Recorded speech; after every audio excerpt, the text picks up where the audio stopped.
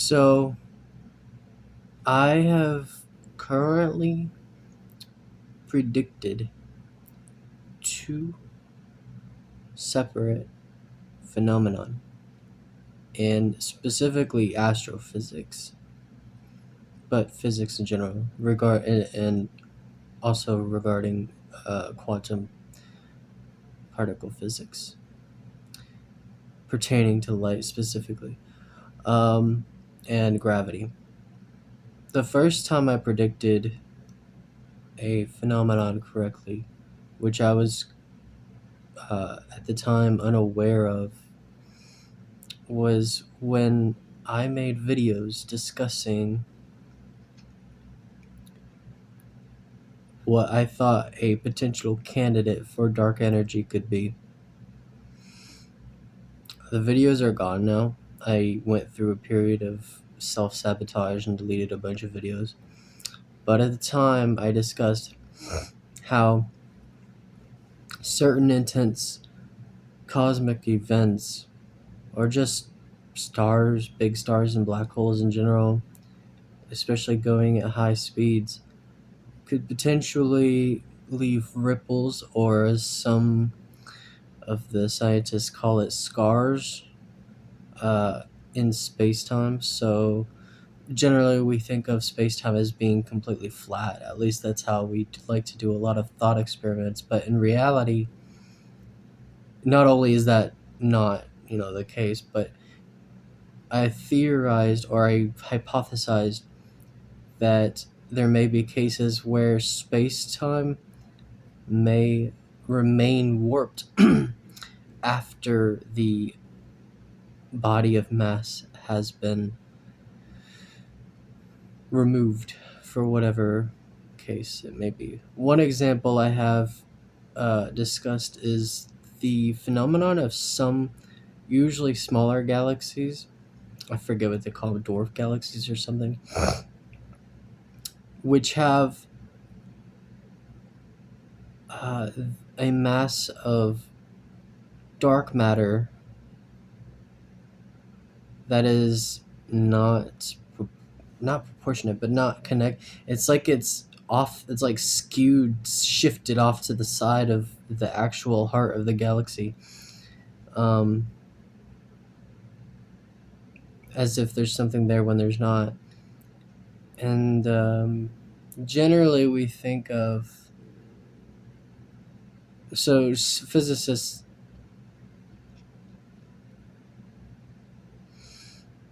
ran the numbers for how much mass they they predict to be in the universe, but when they look out into the sky, it seems as though there's missing mass, which leads to the question of dark matter. And there was a couple of different ways I explained it, but basically I theorized that one of the contributing factors to why you're not seeing the mass, or at least the mass calculated by physicists, is because it's actually these scars or ripples in space time that uh, sort of skew the numbers and create illusions for how much the universe seems to be made up of. Anyways, so there's I in previous videos in the past I predicted that this hypothesis might be true, and before I knew it, PBS Spacetime actually released a video um, not too long after discussing this idea, and they called them scars. I forget exactly now, but something like that. Um, so that was the first time I predicted a phenomenon in physics that I was at the time unaware of, that I hadn't learned about, but I had worked out through logically and just using my brain power and figuring it out on my own. And I've done it again. I have predicted and I made a video briefly about this recently, that light may be responsible for dark energy and the fact that the universe is expanding. Of course, I don't know the numbers, and I couldn't tell you the exact amount of how much it's responsible for, if it's all of it or just a portion. But it does. I did have, and I'm going to make a video about this, like more in more detail. But the logic that I ran through regarding space expansion and the way light behaves, I sort of came to the conclusion logically that light could be responsible for the expansion, at least in part, for the expansion of space-time. I came to that conclusion because in my line of logic, I realized that as light redshifts, that the energy changes. There is a loss of energy because it starts at generally a high energy, and as it propagates through, especially a long time through space-time, it's almost as if space-time sort of sucks the energy out of it, out of the wave. And there's a loss of energy because it redshifts. That is pretty self-explanatory, really, when you get down to it. And I wondered where that loss of energy goes, and I realized it could actually help space-time expand, which is kind of odd to think about if you think about it, because we generally look at it as the expansion of space-time is causing the redshift, but when you take on the perspective of a photon, suddenly the entire dynamic shifts, and you see that maybe this loss of energy is actually causing space-time to expand, and or at least helping it with that. And so I googled it. I googled this idea, and it turns out it already exists. This idea, hypothesis, whatever you want to call it, it already exists, and it's in decent detail too. And I'm sure there's like a bunch of math and stuff involved with it too that I haven't been aware of. I predicted this, and so I am 2-0 for running through this these lines of logic when it comes to what I've learned about space, time, light, physics, and all sorts of different things. I have a pretty keen awareness and understanding of all sorts of more generalized branches of physics. Like I said, I haven't been to school. I barely know the math. I let PBS Spacetime tell me the math and stuff, and it's interesting to know. And over time, I sort of, I briefly like get it, but I'm not running the numbers. I'm not doing the math. I don't really do that. But so I have not been like properly educated through a school about this stuff. I just watch YouTube videos and stuff, and it seems as though well, I have good resources. So, but also I do seem to have a pretty good grasp and understanding of the way that this universe works, thanks to a few different resources that I watch over time. And I've been studying this stuff for many years, about 10. something like that. It's been a while. Of course, I've always been into science and physics and stuff, but it's been about 10 years, I suppose, or something like that, since I started down this whole,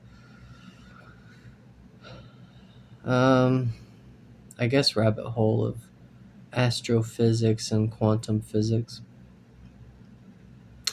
And so I've predicted another behavior that I was not aware of until I, found it out for myself. Um, the next thing that I'm going to do is explain.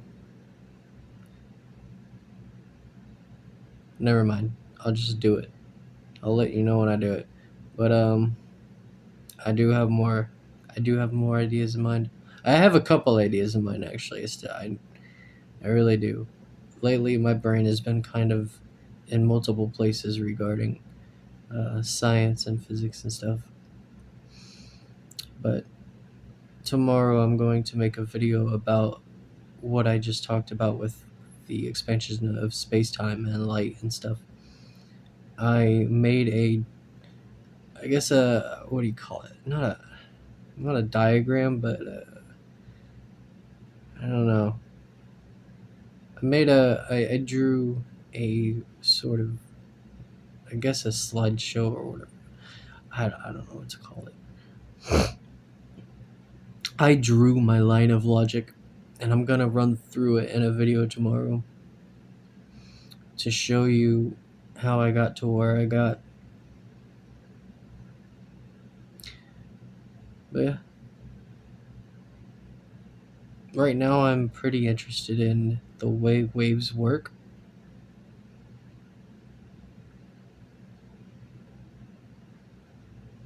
Something perplexes me about timbre and the desire to control a wave versus letting it sort of behave on its own, unregulated, unfiltered. Um, but I'll get into that in a later time. Anyways, thanks for listening. I just felt like sort of showing off and bragging a little bit about myself because yeah, I think it's really awesome actually that I'm sort of proving my chops here, that I have good understanding of all of these different physical phenomenons. Of course, it is largely thanks to everybody that's been teaching me on YouTube. And there's really few different channels that I watch. I know PBS Spacetime is one of them. They are a really good channel to sort of balance out the theory with the deeper math and stuff. They don't usually go like too deep in like papers and stuff like that. They sort of break it all down for you to digest it without going completely nuts. But they are good at talking about the more perplexing things that are um, being worked out in physics. And then so there's PBS Spacetime. There's Science Asylum. He's pretty cool. And Veritasium. Sometimes I watch his videos. Of course, there's Vsauce. He's always got something interesting to say.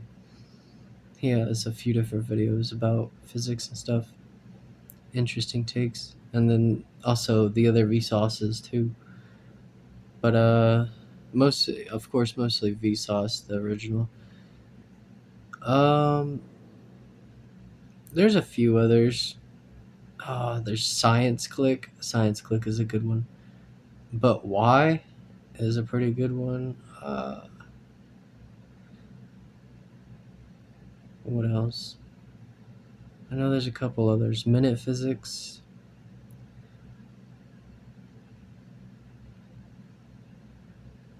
I don't know. Anyway, That's about it. See ya.